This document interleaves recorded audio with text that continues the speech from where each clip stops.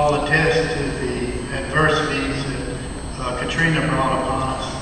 And that was especially a hard time for us because a couple of weeks before Katrina hit, I got a phone call that my father had suffered a serious stroke. And we were making plans to go up there to see him while he could still recognize me, I was hoping.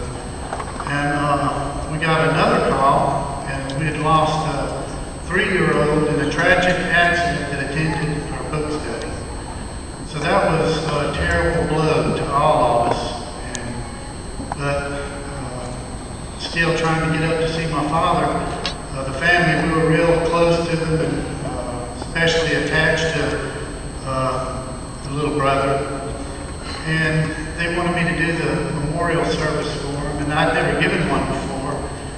But it was real hard. I knew that it would be, but I knew that by doing so we'd have a lot of visitors there, and it would be a good opportunity to glorify Jehovah with a kingdom hope, with a resurrection hope.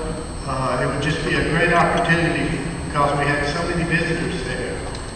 So, like always, any obstacle that we face, if we rely on Jehovah and His Holy Spirit, He'll help us get through it. And I knew that would be very hard on me because I'm a very emotional person at times. So, we left the Kingdom Hall right after that, and we went to Atlanta, and I was able to see my dad while he still could recognize me.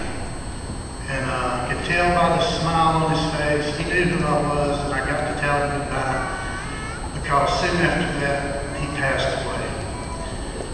So, you know the rest of the story. We came back home to Katrina, and we had the cleanup and all the work to do there. But what really helped my wife and I to get through that was keeping up a good spiritual routine, as Philippians 3:16 tells us. Study, prayer, preparing for and attending the Christian meetings, and participating in them. I can tell you the joy. You should have been there at Poplarville Kingdom Hall when we were able to meet for the first time. You've seen a Kingdom Hall full of brothers and sisters who are very conscious of their spiritual need, and we didn't want to leave that night. But those are the things that helped us. We got involved right away in the relief work, being on the RBC. The brothers called us to come down to Mobile Hub, paint a warehouse office for them because they were setting up there. And we got to work out of the Moss Point Hub, and just being around the friends there and hearing the text read, the prayers, being around the brothers and sisters, it really was a joyous occasion to share those things with the brothers. So that's what keeps us going.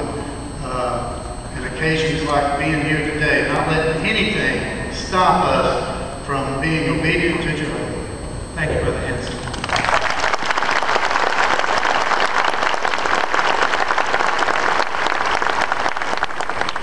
It is true then that tragedies or just the difficult times help us appreciate the beauty in the simple things,